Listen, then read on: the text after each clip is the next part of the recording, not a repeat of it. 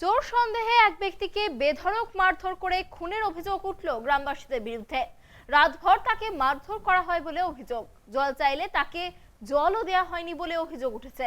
মর্মান্তিক এই ঘটনাটি ঘটেছে রায়গঞ্জ ব্লকের গৌরী গ্রাম পঞ্চায়েতের ইটাল গ্রামে।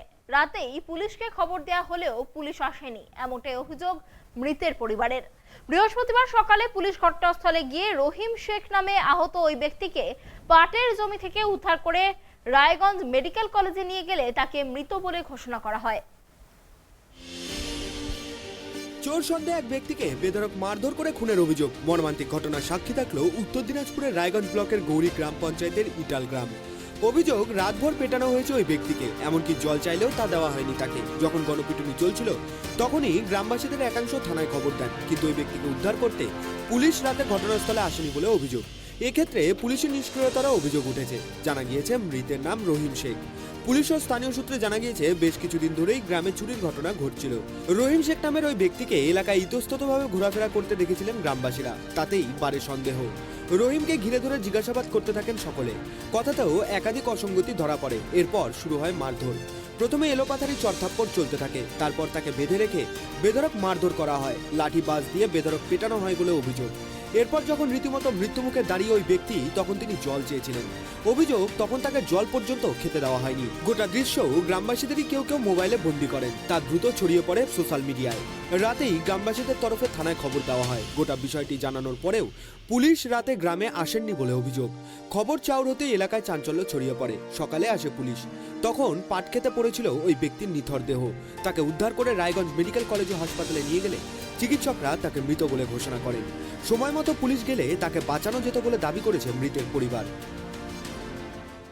একটা এদের প্লেন ছিল, এটা প্লেন নিয়ে তো তাকে ডাকা হয়েছে। ডেকে নিয়ে গিয়ে সারা রাত, রাত্রে 12টা 1টার দিকে ডেকেছে, নিয়ে গিয়ে সারা রাত মেরেছে। মারার পর আমরা যাচ্ছিলাম, আমাকে যেতেও দেয়নি, বলে তোরা গেলে তোদেরকেও মারবে। তা আমরা যাইনি কেউ। সারা রাত ধরে মেরেছে। কেউ জল খেতেও দেয়নি। জল খেতে চাইছে তো বললে পেশাব করে দেবো তোর মুখে, এরকম বলেছে। কেউ জলও দেয়নি। তারপর কেউ যদি জল নিয়ে যাচ্ছিলো তাকে ছিটকে ফেলে দিয়েছে, বলছে আয় তোকে ধরে মারবো। কেউ ভয়ে যায়নি ওখানে। সারা রাত ধরে মেরেছে। পুলিশ এসছে, পুলিশ সকালে এসছে। পুলিশ যখন পুলিশ এসে পৌঁছছে তখনই দম দিয়ে দিয়েছে, তার আগে দম দিয়ে দিয়েছে। পুলিশকে আপনারা খবর দিয়েছিলেন কখন? পুলিশকে খবর দিচ্ছিলাম, পুলিশকে ফোন লাগছিল না, ফোন তুলছিল না পুলিশ। কখন ফোন ধরলো? ফোন ধরেনি। এখান থেকে লোক গেছে, তারপরে পুলিশ এসছে। কখন গেল লোক আপনাদের? এখান থেকে মোটামুটি 5:30 6টার দিকে গেছে। তারপরে 7টার পরে পুলিশ এসছে। তারপরে আপনারা উদ্ধার করলেন ওকে? হ্যাঁ। তখন জীবিত ছিল? তখন জীবিত ছিল না, মানে পুলিশ এসে জুমলো, তখনই দম দিয়ে দিয়েছে, মারা গেছে। যদি আগে পুলিশ আসতো তাহলে বাঁচা? যদি আগে পুলিশ আসতো বাঁচা যেত। এইভাবে একটা লোককে মারলো সারা রাত ধরে? সারা রাত মেরেছে। কতজন? 30-40 জন ছিল, তার বেশি হবে, কম হবে না। কি চাচ্ছেন আপনারা? আমরা চাই যারা মেরেছে তাদেরকে শাস্তি চাই, তাদেরকে যেন শাস্তি হয় তাদের। কি অপবাদ দিয়েছিল, কি কারণে মারলো অপবাদটা? ওরা বলছে যে পাম্প চুরি হয়েছে। পাম্প তো চুরি হয়নি, তার পাম্প যেখানে শাখা সেখানেই আছে। এবার লোক প্লেন করে মেরেছে জিনিসটা। জিনিসটা অভিযোগ দিচ্ছিল সেই লোকটা? পাম্পটা যারা হচ্ছিল তার নাম সমীম গারামেরি। সেও কি ছিল ওই মারামারি? সেও ছিল।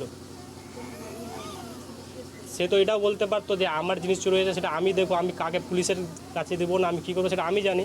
ও এই কথাও বলেনি, কিচ্ছু বলেনি, ও পাবলিক হাতে তুলে দিয়েছে। এইভাবে একটা মানুষকে পিটিয়ে মারতে পারে মানুষ? সেটা তো মানুষ এতটা অভদ্র হবে সেটা জানি না আমরা। মানুষের ভিতরে একটু যদি রম থাকতো তাহলে পরে জিনিসটা এরকম জিনিস হতো না। মানবিকতা কিছু ছিল না? মানবিকতা কিছু না, মানবিকতা বলে কিছু নেই এদের। অভিযোগ পেয়ে ঘটনার তদন্তে নামে পুলিশ। ঘটনায় কয়েকজনকে ইতিমধ্যেই পুলিশ আটক করেছে বলে জানিয়েছেন অতিরিক্ত পুলিশ সুপার তন্ময় সরকার। আমাদের কাছে যেটা খবর আছে, আজকে সকালে প্রথম একটা খবর আসে আমাদের কাছে যে গৌরী জিপির ইটাল গ্রামে একজন মানুষ আহত হয়েছে। তারপর আমাদের রায়গঞ্জ থানা থেকে অফিসার যায়, গিয়ে তারপর দেখে হ্যাঁ খবরটা সত্যি, এবং তারপরে রায়গঞ্জ থানার অফিসার এবং বাড়ির যারা ওদের আত্মীয় স্বজন আছে তারা সবাই মিলে তাকে রায়গঞ্জ আমাদের যে মেডিকেল কলেজ আছে সেখানে নিয়ে আসে চিকিৎসার জন্য। তো আসার পরে তাকে এই রায়গঞ্জ মেডিকেল কলেজ থেকে মৃত ঘোষণা করা হয়।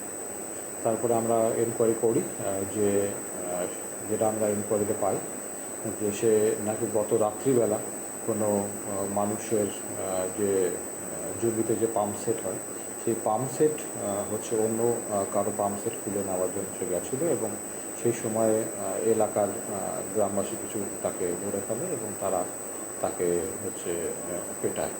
তো সেই জন্য সে মারা গেছে এবং তারপরে আমরা এই বিষয় নিয়ে একটা কেস করি। ওনার যে স্ত্রী আছে তিনি কমপ্লেন দিয়েছেন, 14 জনের নামে কমপ্লেন দিয়েছেন এবং সেখান থেকে আমরা 6 জনকে এখনও পর্যন্ত অ্যারেস্ট করতে পেরেছি।